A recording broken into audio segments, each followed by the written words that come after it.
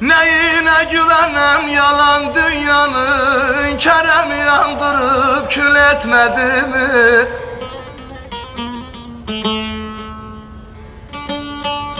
11 ay bülbül eyledi feryat, Gül için bülbülü lal etmedi mi?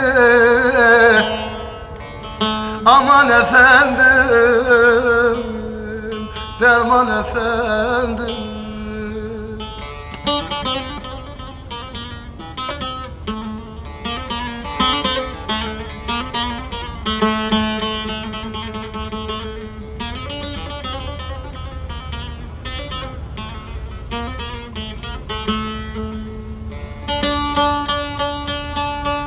Bülbül aşıkıdı gonca güllere, Arzunu söylerdi esen yerlere.